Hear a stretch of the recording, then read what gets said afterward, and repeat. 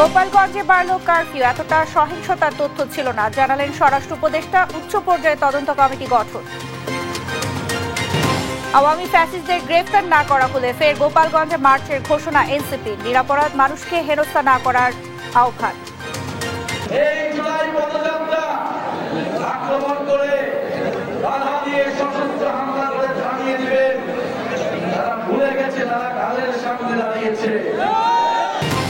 গণতন্ত্র উত্তরণ বাধাগ্রস্ত করতে একটি মহল ফাঁদ পেতেছে। অভিযোগ মির্জা ফখরুলের, নেতাকর্মীদের ফাঁদে পা না দেওয়ার আহ্বান। আমার জানা নেই পৃথিবীর ইতিহাসে কোনো লিবারেল ডেমোক্রেটিক পার্টি এত ত্যাগ স্বীকার করেছে কিনা। গোপালগঞ্জে হামলায় অন্তর্বর্তী সরকারের দুর্বলতা প্রকাশ পেয়েছে। অভিযোগ জামায়াতের, প্রশাসন জড়িত আছে কিনা তদন্তের আহ্বান। এবং সাফ অনূর্ধ্ব-20 নারী চ্যাম্পিয়নশিপে ফের ভুটানকে হারালো বাংলাদেশের মেয়েরা। এবার 3-0 গোলে জয় তুলে নিল আফরিদারা।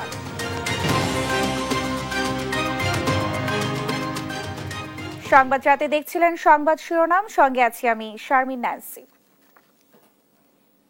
এবারে থাকছে বিস্তারিত।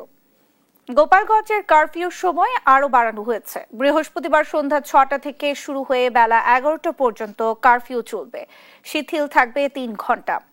আবারও দুপুর 2টা থেকে কারফিউ বহাল থাকবে পরবর্তী নির্দেশ না দেওয়া পর্যন্ত। গোপালগঞ্জ জুড়ে কারফিউতে বিরাজ করছে থমথমে পরিস্থিতি। এই ঘটনায় এ পর্যন্ত 25 জনকে আটক করা হয়েছে। সহকর্মী জাবিরুল ইসলামের তথ্য ছবিতে আরো জানাচ্ছেন আপন উপু। বাড়ানো হয়েছে গোপালগঞ্জের কারফিউর সময়। বৃহস্পতিবার সন্ধ্যা 6টা থেকে শুরু হয়ে সকাল 11টা পর্যন্ত কারফিউ চলে দুপুর 2টা পর্যন্ত শিথিল থাকবে। পরে আবারও দুপুর 2টা থেকে পরবর্তী নির্দেশ না দেওয়া পর্যন্ত বহাল থাকবে কারফিউ। এদিকে বৃহস্পতিবার কারফিউ চলাকালে জরুরি প্রয়োজনে বাইরে বের হন অনেকেই। তবে জেলা জুড়ে বিরাজ করছে আতঙ্ক। শহরের বিভিন্ন রাস্তায় এখনো পড়ে আছে ইট, বাঁশ সহ যান চলাচলে নানা প্রতিবন্ধক সামগ্রী। সড়কে ইজি বাইক ও ভ্যান চলাচল করলেও তার সংখ্যায় কম। আর পুরোপুরি বন্ধ অভ্যন্তরীণ রুটে বাস চলাচল। আমরা সরকারি চাকরি করি, এই জন্যই বের হয়েছি। সরকারি ডিউটি করতে হবে। কিস্তি এলাতে মানবে না, কার্ফিউতেও মানবে না, কিস্তিতে দিতে হবে। খাই বা না খাই কিস্তিটাতে দিতে হবে। কার্ফিউ আসলে আসা ঠিক হই নাই, এরপরও আইসি ফ্যাটে যায়, বউ ছেলে মেয়ে আছে। বাসা বাড়িতে কাজ করি আমরা, গরিব মানুষ খাবো কি ভাই, এই জন্য কাজে বার হয়েছি। এদিকে গোপালগঞ্জে সহিংসতার ঘটনায় কাউকে ছাড় দেওয়া হবে না বলে জানিয়েছেন পুলিশের ঢাকা রেঞ্জের ডিআইজি রেজাউল করিম মল্লিক। এখন পর্যন্ত গ্রেপ্তার হয়েছে 25 জনের অধিক। তো আমাদের যারা দুষ্কৃতিকারী রয়েছেন, যারা এই গতকালকে এই অনাকাঙ্ক্ষিত ঘটনার পিছনে যারা জড়িত ছিলেন, তাদেরকে আমরা অবশ্যই আইনের আওতায় আনবো। সেই প্রক্রিয়াটা অব্যাহত থাকবে। এর আগে বুধবার দুপুরে জাতীয় নাগরিক পার্টির মার্চ পর গোপালগঞ্জ ঘিরে হামলা ভাঙচুর চালায় আওয়ামী লীগ সমর্থকরা। পরে দিনভর যৌথ বাহিনীর সঙ্গে সংঘর্ষে 4 জন নিহত এবং অর্ধশতাধিক আহত হন। নিউজ ডেস্ক, দেশ টিভি। গোপালগঞ্জের পরিস্থিতি জানাতে সরাসরি যুক্ত হচ্ছেন সহকর্মী শেখ জাবিরুল ইসলাম। জাবিরুল, শহরের বর্তমান পরিস্থিতি কেমন দেখছেন? সংঘর্ষের ঘটনায় মামলা ও গ্রেফতার নিয়ে কি বলছে প্রশাসন? বিস্তারিত জানাবেন।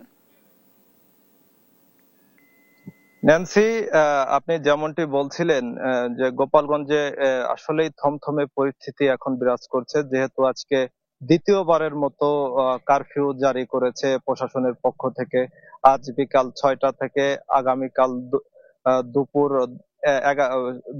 বেলা 11টা পর্যন্ত কারফিউ জারি করা হয়েছে। এরপরে 3 ঘন্টা কারফিউ শিথিল থাকবে এবং পরবর্তীতে আবার 2টা থেকে পরবর্তী নির্দেশনা না দেওয়া পর্যন্ত এই কারফিউ জারি থাকবে। গোপালগঞ্জে সার্বিক পরিবেশ পরিস্থিতি দেখার জন্য ঢাকা বিভাগীয় কমিশনার এবং ঢাকা রেঞ্জের যিনি ডিআইজি আছেন তিনি গোপালগঞ্জে এসেছেন এবং গোপালগঞ্জে রয়েছেন। আমি আরেকটু বলে রাখতে চাই, এখন পর্যন্ত ঢাকা রেঞ্জের ডিআইজি যিনি আছেন রেজাউল করিম, তিনি নিশ্চিত করেছেন যে এখন পর্যন্ত এই সহিংসতার ঘটনায় 25 জনকে আটক করা হয়েছে এবং এই ঘটনার সাথে যারা জড়িত রয়েছে তাদেরকে অবশ্যই গ্রেপ্তার করবেন বলে তিনি জানিয়েছেন। এছাড়া বিভাগীয় কমিশনার যেটি বলছেন যে আসলে 40 থেকে 45 জনের মতো আহতের ঘটনা ঘটেছে এবং প্রশাসনের 10 জন কিন্তু এর মধ্যে আহত রয়েছেন।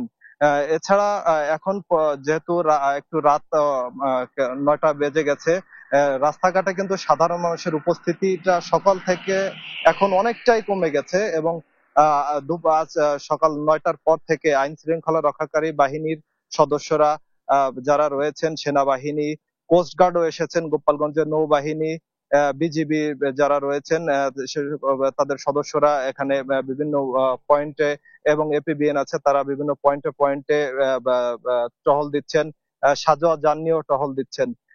এরপর এখন পর্যন্ত এ ঘটনায় কোনো মামলা দায়ের হয়নি।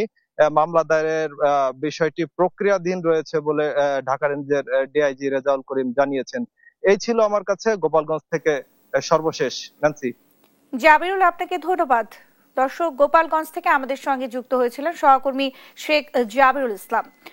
গোপালগঞ্জে এনসিপির কর্মসূচি ঘিরে আওয়ামী লীগের সহিংসতা ও প্রাণহানির ঘটনা তদন্তে উচ্চ পর্যায়ের কমিটি করেছে অন্তর্বর্তী সরকার। স্বরাষ্ট্র মন্ত্রণালয়ের সিনিয়র সচিব নাসিমুল গনির নেতৃত্বে গঠিত তদন্ত কমিটিকে 2 সপ্তাহের মধ্যে পূর্ণাঙ্গ প্রতিবেদন দিতে বলেছে প্রধান উপদেষ্টার দপ্তর।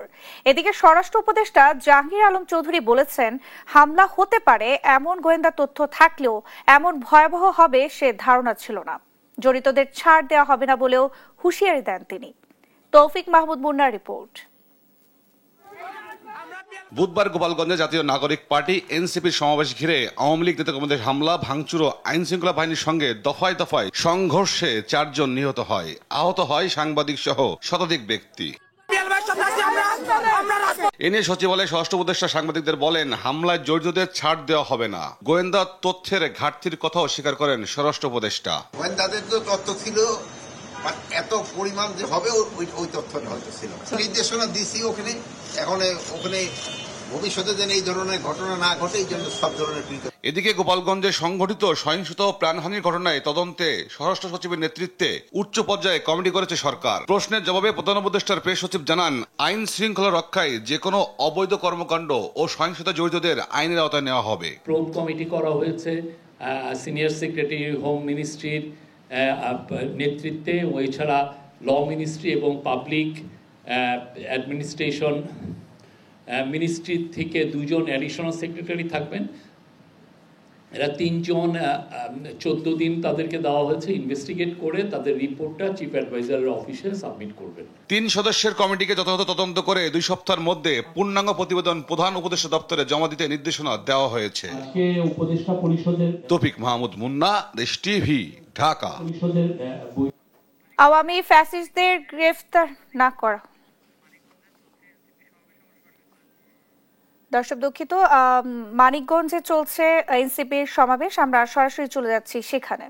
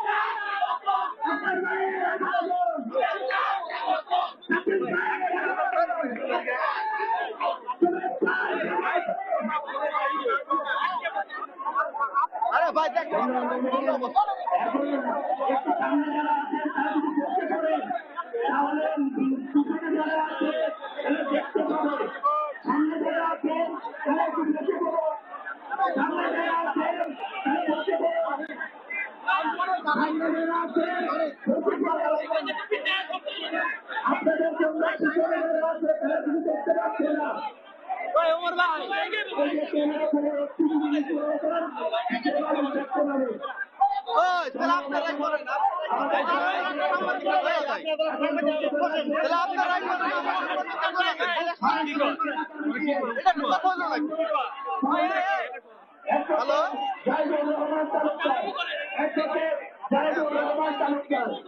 মানিকগঞ্জে দেশ গড়তে জুলাই পদযাত্রার এনসিপি কেন্দ্রীয় নেতৃবৃন্দ এসে উপস্থিত হয়েছে।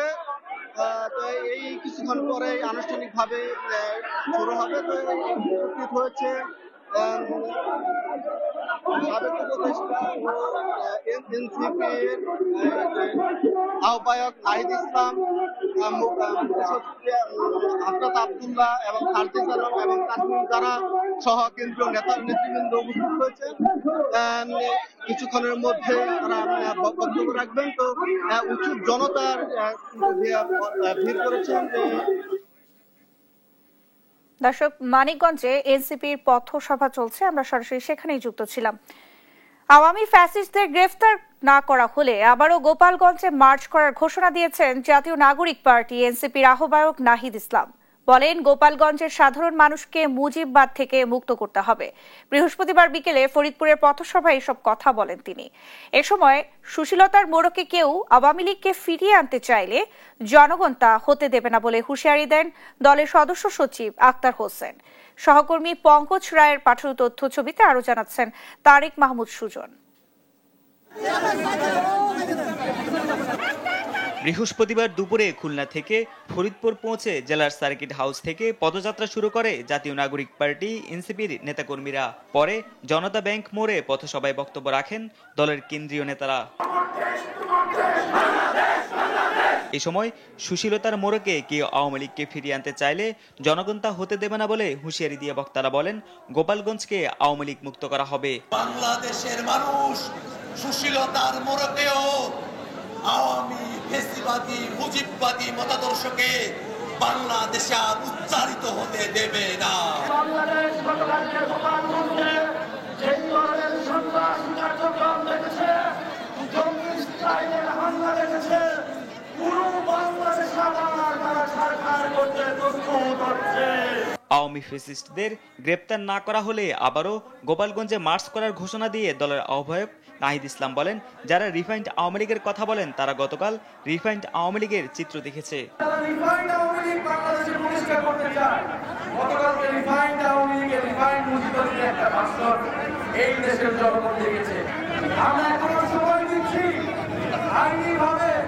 শান্তিপূর্ণভাবে এই সকল সন্ত্রাসীদের গ্রেফতার করা হোক, আর না হলে আমরা অবিলম্বে গোপালগঞ্জে মার্চ করব।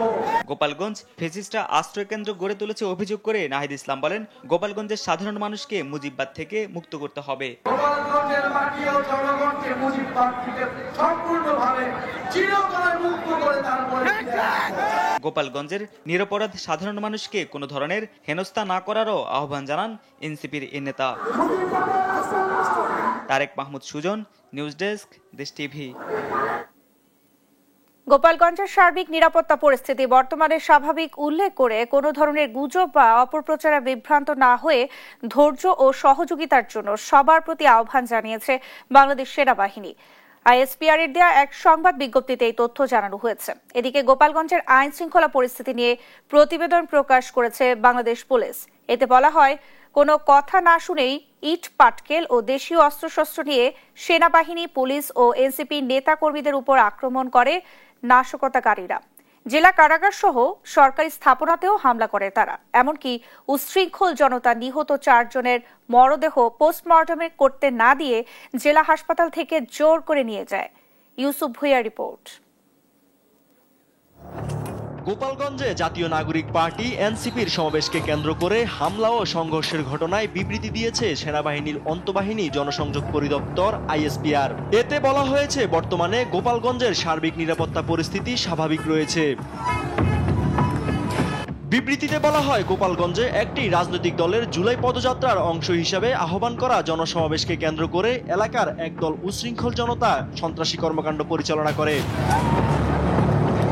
এছাড়া শহরের গুরুত্বপূর্ণ স্থাপনা ও সরকারি যানবাহনে ভাঙচুর ও অগ্নিসংযোগের ঘটনা ঘটে। পরিস্থিতির দ্রুত অবনতি হওয়ায় বাংলাদেশ সেনাবাহিনী ও স্থানীয় পুলিশ তাৎক্ষণিকভাবে হস্তক্ষেপ করে এবং প্রাথমিকভাবে পরিস্থিতি নিয়ন্ত্রণে আনতে সক্ষম হয়।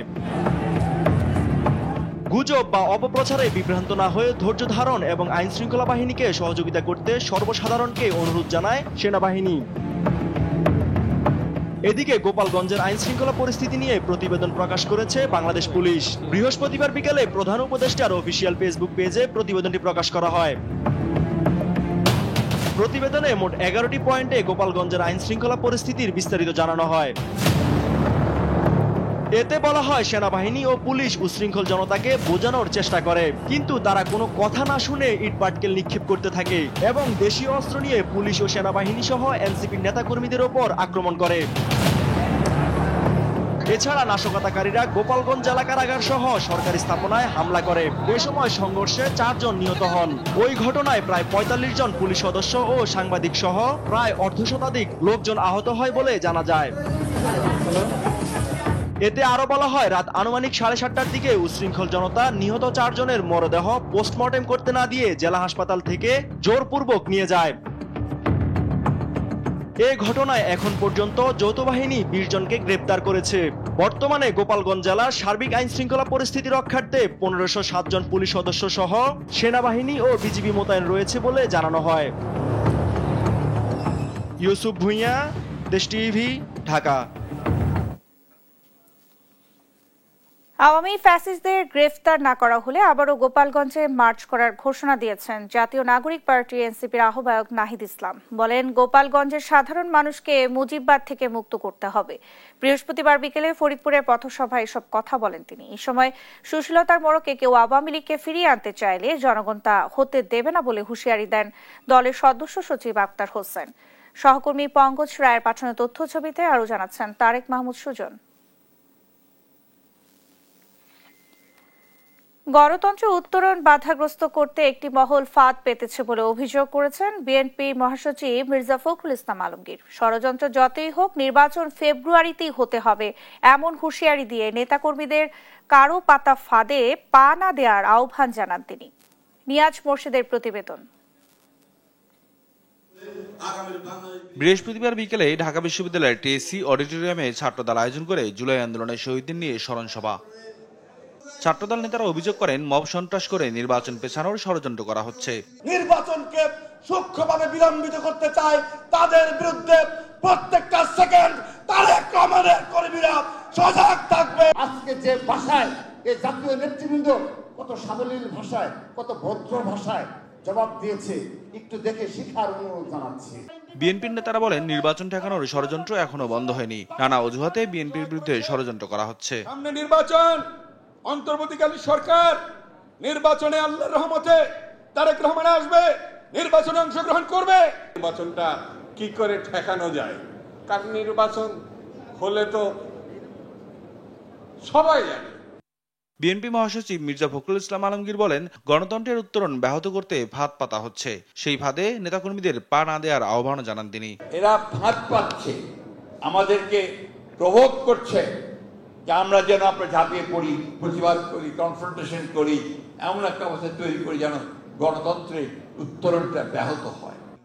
বলেন, লন্ডন বৈঠকের পরে নির্বাচন নিয়ে ষড়যন্ত্র শুরু হয়ে গেছে। তবে যত ষড়যন্ত্রই হোক, নির্বাচন ফেব্রুয়ারিতেই হবে। গভর্নমেন্টটা শুরু হয়েছে যেই আপনার ফেব্রুয়ারি নির্বাচনের কথা ঠিক হলো লন্ডনে বসে আমাদের চেয়ারম্যান তারেক রহমান সাহেব এবং চিফ অ্যাডভাইজারের মধ্যে বৈঠকের মধ্যে, তারপর থেকেই গভর্নমেন্টটা শুরু হয়েছে। তারেক রহমানের দেশে ফেরা নিয়ে যারা ভয় পেয়ে নানা প্রপাগান্ডা চালাচ্ছে, তাদের ভয়ের কোনো কারণ নেই বলেও মন্তব্য করেন তিনি। নিয়াজ মোর্শেদ, দেশ টিভি, ঢাকা। দেশে গণতন্ত্র নয়, মবতন্ত্রের রাজত্ব চলছে বলে মন্তব্য করেছেন বিএনপি স্থায়ী কমিটির সদস্য সালাউদ্দিন আহমদ। বলেন, জুলাই গণ অভ্যুত্থান হয়েছিল গণতন্ত্রের জন্য, কিন্তু বর্তমানে সেই গণতন্ত্রই ব্যাহত হচ্ছে। বৃহস্পতিবার রাজধানীর নয়াপল্টনে বিএনপির কেন্দ্রীয় কার্যালয়ের সামনে সারা দেশে আইন শৃঙ্খলা পরিস্থিতির অবনতির প্রতিবাদে জাতীয়তাবাদী যুবদলের এক প্রতিবাদ সমাবেশে প্রধান অতিথির বক্তব্যে তিনি এসব কথা বলেন। এ সময় গোপালগঞ্জে জাতীয় নাগরিক পার্টির নেতাকর্মীদের উপর হামলার ঘটনায় দলটির রাজনৈতিক অনভিজ্ঞতাকে দায়ী করেছেন বিএনপি স্থায়ী কমিটির এই সদস্য।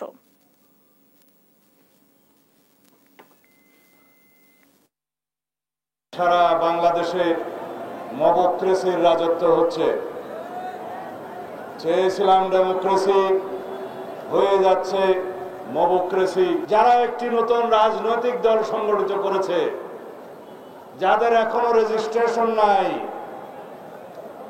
তারা অনেক আবেগ তাড়িত হয়ে অপরিকল্পিতভাবে এমন সব রাজনৈতিক কর্মসূচি দিচ্ছে, সেই রাজনৈতিক কর্মসূচির কারণে আজকে সারা বাংলাদেশ অবলোকন করলো জাতির যারা গণ অভ্যুত্থানের অগ্রসেনানী তাদের উপরে পতিত ফ্যাসিবাদী শক্তি হামলে পড়ছে।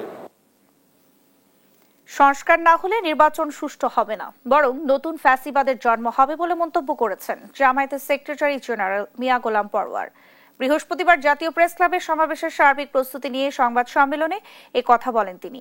এছাড়া পিআর পদ্ধতিতে নির্বাচন, জাতীয় নির্বাচনের আগে স্থানীয় নির্বাচনের দাবিও জানাবে জামায়াত। এ সময় গোপালগঞ্জে এনসিপি নেতাদের উপর হামলার ঘটনায় আইনশৃঙ্খলা বাহিনী যথাযথ ব্যবস্থা নিতে পারেনি বলেও মন্তব্য করেন জামায়াত সেক্রেটারি। ব্রিফিংয়ে ফ্যাসিবাদের শেষ শেখর উপড়ে দিতে আইনশৃঙ্খলা বাহিনীর প্রতি আহ্বানও জানান তিনি।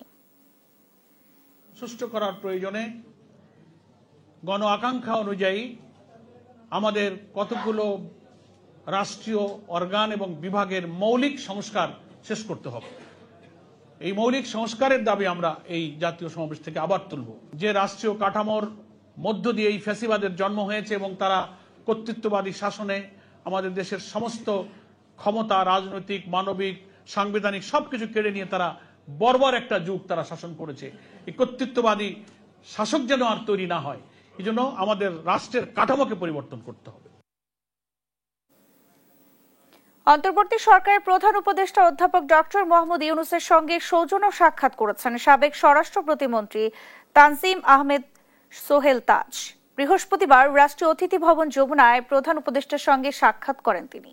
এ সময় সোহেল তাজের বড় বোন শারমিন আহমেদ সঙ্গে ছিলেন। সাক্ষাতের বিষয় নিশ্চিত করেন প্রধান উপদেষ্টার প্রেস সচিব শফিকুল আলম। নিজের ফেসবুক অ্যাকাউন্টে ছবি পোস্ট করে শফিকুল আলম লেখেন, বাংলাদেশের প্রথম প্রধানমন্ত্রী তাজউদ্দিন আহমেদের জ্যেষ্ঠ কন্যা শারমিন আহমদ এবং একমাত্র পুত্র তানজিম আহমেদ সোহেল তাজ বৃহস্পতিবার রাষ্ট্রীয় অতিথি ভবন যমুনায় প্রধান উপদেষ্টা অধ্যাপক মোহাম্মদ ইউনূসের সঙ্গে সৌজন্য সাক্ষাৎ করেন। ফ্যাসিস্ট সরকারের পতনে যাত্রাবাড়ী এলাকার মানুষের সংগ্রাম স্টালিনগ্রাডের মতো ইতিহাস হয়ে থাকবে বলে মন্তব্য করেছেন গৃহায়ন ও শিল্প উপদেষ্টা আদিলুর রহমান খান। কাঙ্ক্ষিত বাংলাদেশ বিনির্মাণে ফ্যাসিবাদ বিরোধী শক্তিগুলোকে ঐক্যবদ্ধ হয়ে ফ্যাসিবাদের ফিরে আসার সম্ভাবনা প্রতিহত করতে হবে বলেও মন্তব্য করেছেন তিনি। বিকেলে রাজধানীর যাত্রাবাড়ী থানার সামনে যাত্রাবাড়ী প্রতিরোধ দিবস শীর্ষক আলোচনা সভায় অংশ নেন 24-এর অভ্যুত্থানে শহীদ পরিবারের সদস্য ও আহতরা। অভ্যুত্থানে যাত্রাবাড়ী এলাকায় ভূমিকা রাখা অপরাপর রাজনৈতিক, সামাজিক, সাংস্কৃতিক সংগঠনের প্রতিনিধিরা তাদের সেই সময়কার স্মৃতিচারণ করেন। এ সময় আদিলুর রহমান খান বলেন, অন্তর্বর্তীকালীন সরকার যে পথে হাঁটছে তাতে জুলাই গণহত্যার বিচার প্রতিষ্ঠিত হবে। যাত্রাবাড়ির এই ইতিহাস যেভাবে বিবিসি সহ বিভিন্ন আন্তর্জাতিক মিডিয়ায় এসেছে, যেভাবে করে বাংলাদেশের মানুষ বুকে ধারণ করেছে, সেই স্টালিনগ্রাদের মতো এই ইতিহাস সারা বিশ্বের লড়াকু জনগণের কাছে সংগ্রামের প্রতীক হয়ে থাকবে। ফ্যাসিবাদের দালালরা ফিরে আসার চেষ্টা করবে, কিন্তু তাদের ব্যাপারে সতর্ক থাকতে হবে, ঐক্যবদ্ধ হবে। বেকারত্ব দূর করে সরকারের জন্য সবচেয়ে বড় চ্যালেঞ্জ বলে জানিয়েছেন যুব ক্রীড়া উপদেষ্টা আসিফ মাহমুদ। আর বিডার নির্বাহী চেয়ারম্যান আশিক চৌধুরী বলেছেন, স্থানীয় উদ্যোক্তাদের বিকাশে যথাযথ নীতি ও বিনিয়োগ সহায়ক পরিবেশ তৈরি করতে হবে। বৃহস্পতিবার রাজধানীর বিনিয়োগ ভবনে যুব উদ্যোক্তাদের নিয়ে এক কর্মশালায় এসব কথা বলেন তারা। মোহাম্মদ আলাউদ্দিনের প্রতিবেদন। বৃহস্পতিবার রাজধানীর বিনিয়োগ ভবনে যুব উদ্যোক্তা, বিনিয়োগ নীতি ও বাস্তুসংস্থান শীর্ষক কর্মশালা আয়োজন করে বিডা ও ইউএনডিপি। বিশেষজ্ঞরা বলেন, দেশের উন্নয়নে স্টার্টআপ কোম্পানিগুলোকে কাজে লাগাতে উদ্যোক্তাদের জন্য সঠিক পরিবেশ নিশ্চিত ও বিনিয়োগের বিকল্প নেই। স্থানীয় উদ্যোক্তারা জাতীয় সম্পদ উল্লেখ করে বিডার নির্বাহী চেয়ারম্যান আশিক চৌধুরী বলেন, তাদের বিকাশে স্মার্ট নীতি, সহজ পুঁজি এবং সহায়ক পরিবেশ নিশ্চিত করতেই হবে। picked up before, Bangladesh Bank থেকে recently একটা policy directive issue করা হয়েছে, which at least on the paper sounds like a very forward-looking idea. So now the question is, how do we implement and execute that policy in our real lives? প্রধান উপদেষ্টার বিশেষ সহকারী ফয়েজ আহমেদ তৈয়ব বলেন, পূর্ণাঙ্গ startup ecosystem তৈরিতে school পর্যায় থেকেই কাজ শুরু করতে হবে। ইকোসিস্টেমে আসলে আমাদেরকে শুরু করতে হবে স্কুলের ক্লাসরুম ট্রেনিং, ক্লাসরুম থেকে সেই ক্লাসরুমে আমাদের টেক্সট বুকের মাধ্যমে আমাদের বাচ্চাদেরকে জানাতে হবে। আর বেকারত্বকে জুলাই অভ্যুত্থানের অন্যতম কারণ উল্লেখ করে যুব ও ক্রীড়া উপদেষ্টা আসিফ মাহমুদ বলেন, বেকারত্ব দূর করাই সরকারের সবচেয়ে বড় চ্যালেঞ্জ। গত বছর জুলাইতে ঠিক এই সময় একটা অভ্যুত্থানের মধ্য দিয়ে গিয়েছে এবং যার কস্টটা ছিল আনএমপ্লয়মেন্ট। আবার আমাদের অর্থনৈতিক যে বাস্তবতা, সেই বাস্তবতা সবকিছু মিলিয়ে আনএমপ্লয়মেন্ট আমাদের সবচেয়ে বড় চ্যালেঞ্জ। 63% তরুণ জনগোষ্ঠীকে দক্ষ করে গড়ে তোলার মাধ্যমে আগামী দিনের চ্যালেঞ্জ মোকাবেলা করা সম্ভব বলেও জানান উপদেষ্টা। মোহাম্মদ আলাউদ্দিন, দেশ টিভি, ঢাকা। বাংলা ভাষাভাষীদের বিরুদ্ধে কেন অভিযান চালানো হচ্ছে তা জানতে চেয়ে মোদী সরকারকে কারণ দর্শানোর নোটিশ দিয়েছেন পশ্চিমবঙ্গের সুপ্রিম কোর্ট। এদিকে বিজেপি সরকারের বিরুদ্ধে রাজ্য মুখ্যমন্ত্রী মমতার নেতৃত্বে কলকাতার রাজপথে নেমেছে বিক্ষোভকারীরা। নীরব দাসের রিপোর্ট। জবাব তোমায় দিতেই হবে, নইলে গদি ছাড়তে হবে। বুধবার এমনই প্রতিবাদী স্লোগান দিয়ে ভারতের কলকাতায় বিক্ষোভে নামে সাধারণ মানুষ। সম্মুখ সারিতে দেখা যায় পশ্চিমবঙ্গের মুখ্যমন্ত্রী মমতা বন্দ্যোপাধ্যায় ও জনপ্রিয় আইন প্রণেতাদের। দিল্লি, মহারাষ্ট্র, রাজস্থান ও উড়িষ্যা এবং দক্ষিণ ভারত সহ বেশ কিছু রাজ্যে ধরপাকড় চালায় ভারতের আইনশৃঙ্খলা রক্ষাকারী বাহিনী। চড়াও হয় বাংলা ভাষায় কথা বলা নাগরিকদের উপর। এমনকি তাদের বাংলাদেশি অনুপ্রবেশকারীর তকমা দিয়ে সীমান্ত দিয়ে বাংলাদেশে পুশিনের খবরও ছড়িয়ে পড়ে। কলকাতায়ও এমন অভিযান জোরদারের নির্দেশ আসে প্রধানমন্ত্রী নরেন্দ্র মোদী নেতৃত্বাধীন ভারতীয় জনতা পার্টি বিজেপি সরকারের পক্ষ থেকে। এতে পশ্চিমবঙ্গের সাধারণ মানুষ ও আইন প্রণেতারা রাস্তায় নামতে বাধ্য হয় বলে জানায় ভারতীয় সংবাদ মাধ্যম এএনআই। বিজেপির এমন আচরণকে বিভাজনের রাজনীতি আখ্যা দিয়ে তীব্র নিন্দা জানিয়েছেন মুখ্যমন্ত্রী মমতা বন্দ্যোপাধ্যায়। বাংলা ভাষায় কথা বলা সাধারণকে বিদেশি নাগরিকের তকমা দিয়ে সহিংসতা সৃষ্টি করা থেকে বিরত থাকার আহ্বান জানান তিনি। মঞ্চে দাঁড়িয়ে বাংলা, হিন্দি ও ইংরেজি ভাষায় সরকারকে প্রশ্নবিদ্ধ করেন তিনি। পশ্চিমবঙ্গ কি ভারতের অংশ নয়? বাংলা কি ভারতের অংশ নয়? তাহলে বাংলায় কথা বলা নাগরিকদের কেন আটক করে জেলে ভরা হচ্ছে? আমরা এমন অন্যায় মেনে নেব না। মহারাষ্ট্র যখন হিন্দি ভাষাভাষীদের বের করে দেয়, সর্বপ্রথম পশ্চিমবঙ্গ প্রতিবাদ জানিয়েছিল। এবারও দেশের সর্বস্তরের মানুষের পাশে দাঁড়াবো আমরা। কলকাতার এই বিক্ষোভ সমাবেশে অংশ নেন তৃণমূল সাংসদ অভিষেক বন্দ্যোপাধ্যায় ও যুবনেত্রী সায়নী ঘোষ। বিক্ষোভের পরপরই টনক নড়ে কলকাতা হাইকোর্টের। জমা পড়ে একাধিক অভিযোগও। এতে কেন্দ্র সরকার ঠিক কী কারণে ভারত জুড়ে বাংলাভাষীদের বিরুদ্ধে অভিযান চালাচ্ছে এর কারণ দর্শিয়ে একটি হলফনামা দাখিলের নির্দেশ দিয়েছেন আদালত। কারণ না দর্শালে অস্থিরতা বাড়বে বলেও সতর্ক করা হয়। নীরব দাস, নিউজ ডেস্ক, দেশ টিভি।